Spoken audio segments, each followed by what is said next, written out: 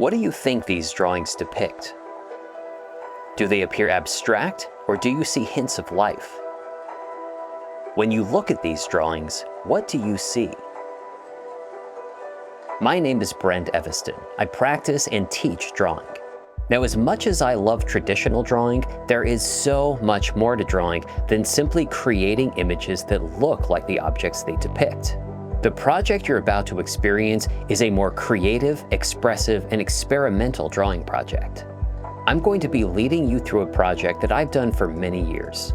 It begins with me twisting, tearing, crumpling, creasing, and otherwise shaping blank pieces of paper. I then examine each sheet of crumpled paper to see if I see any signs of life, anything that looks figurative or animalian. When I find pieces of paper that appear figurative, I draw them, but I don't simply draw them as pieces of paper. I draw them as if they were living figures. Our minds are hardwired to find figures and faces. This tendency is so strong, it often misfires when we see random or abstract visual information. There's this wonderful quote from Leonardo da Vinci that goes something like this: "Stop and look into the stains of walls, the ashes of a fire, clouds, or mud. If you consider them well, you may find marvelous ideas.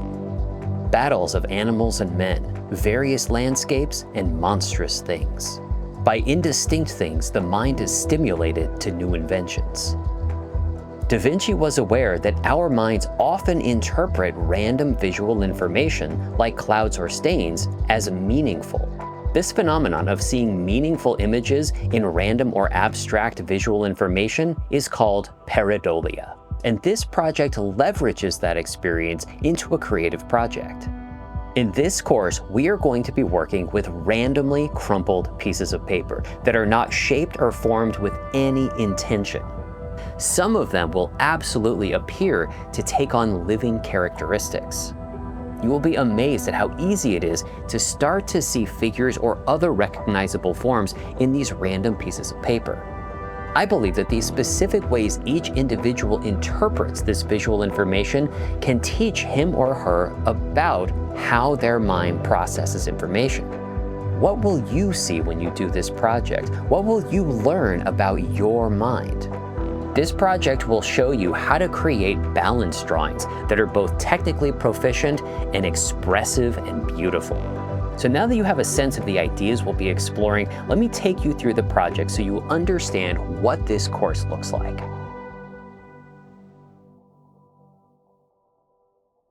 Here, we are going to focus on creating the paper subjects we'll be drawing. Now, I often refer to these paper subjects as specimens. The paper specimens we'll create really tend to remind me of insects or other small animals that we might find as specimens in a laboratory. Now, as you know, our ultimate goal is to create paper specimens that have living or lifelike qualities. I don't want you to intentionally try to sculpt things that look like figures or animals. We want to create random forms. I don't want you to simply ball up a piece of paper. That's not what we're doing. We are trying to shape complex abstract forms. So the first thing that I do when I get a piece of paper is I start to tear into it. I like to break up the rectilinear edges of the paper, and by tearing into it, we immediately start to create different textures. You want to create a wide range of shapes and folds. You want some folds that are very big and seem to soar through the air. You can create other sections that are really crinkled and have all kinds of intricate little details. The more different kinds of shapes we create, the more likely we are to see something figurative in these forms.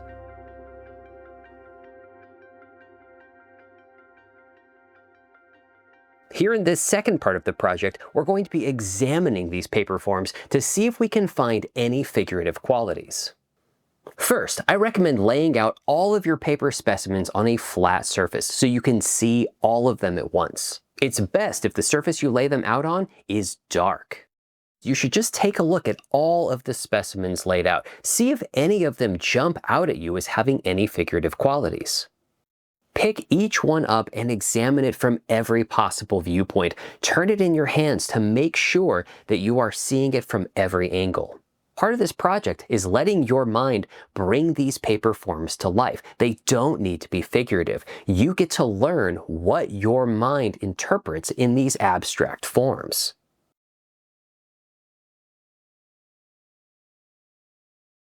In this third part of the project, we are going to familiarize ourselves with our paper specimens by doing quick sketches of them. The goal of these quick sketches is to learn about our paper specimens, and in particular, to discover what about them makes them appear lifelike or figurative.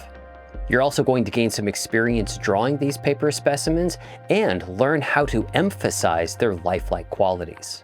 I recommend spending no more than 5 minutes on each quick sketch of your figurative specimens. And in these quick sketches, you don't need to add a lot of detail. You want to focus on the larger forms of the paper specimens.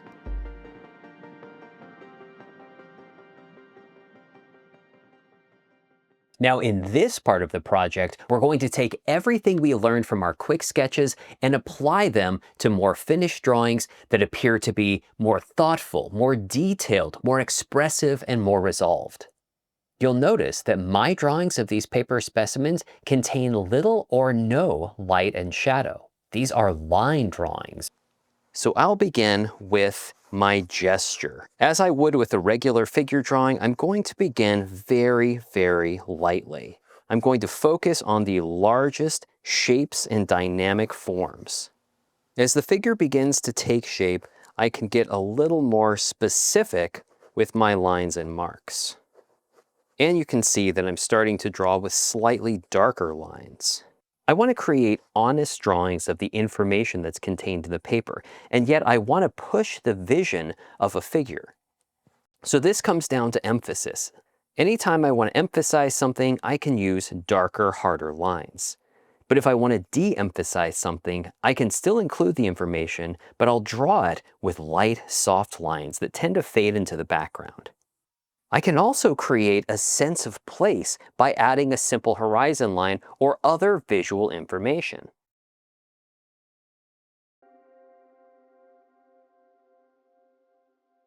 In this lesson, you're going to combine multiple specimens into a single picture plane.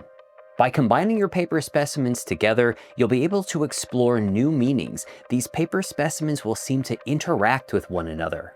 To me, this is when this project really comes to life. Each figure in an image will be in relationship to every other figure in it, whether you only have 2 paper specimens or several. Bring them together on a flat surface and start to arrange them in different ways. When you're ready, select one of your compositions and begin to draw it on high-quality drawing paper. Vary your line quality. You should have some aspects of these drawings created with dark, sharp, or heavy lines, while other parts of the drawing can be created with very soft, hazy, almost vaporous lines. You can create a sense of place by adding value in the background, a horizon line, or even indications of some kind of environment. So now I'd like to take you through some of the variations that I've done with this project over the years. When I work on these more creative projects, I often digitally manipulate the final images. This is not something I tend to do with my traditional work, but with the creative projects, I really open the doors. So I photographed the drawings, brought them into my computer, and started to experiment with the color and contrast. By first creating the drawings on white paper with black pencil and then inverting the values, the lines started to appear to glow and the dark background really took on a beautiful depth. This also started to give the appearance of these figures and forms emerging from the darkness. So by digitally manipulating these drawings, I was able to get much closer to the vision I was looking for, but the black of the background still seemed to me a bit too harsh. For whatever reason, I kept envisioning the dark background as a deep blue, so I began to experiment with different colors of blue. And finally, I arrived at a version of blue that just seemed right for this project.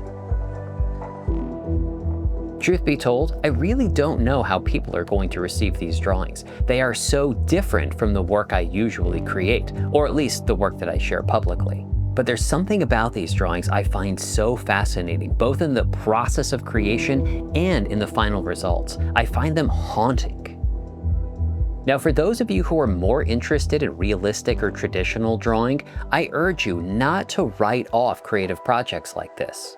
If you are studying drawing of any kind, but you are not engaging the creative side, then you are limiting your capabilities. Studying only the technical side of drawing and not the creative side is kind of like having a computer but not hooking it up to the internet.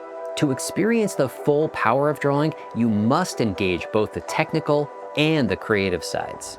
So if you're interested in participating in this project, please check out my website, brenteviston.com, where you will find access to the Pareidolia Project course. On my website, you'll also find all kinds of other free drawing resources, as well as information on my more traditional drawing courses and my creativity courses. Well, thank you so much for spending time with me here. I truly hope you've gotten something out of this project. Even if you don't participate in it, hopefully this has opened your eyes and your mind to new ways to draw.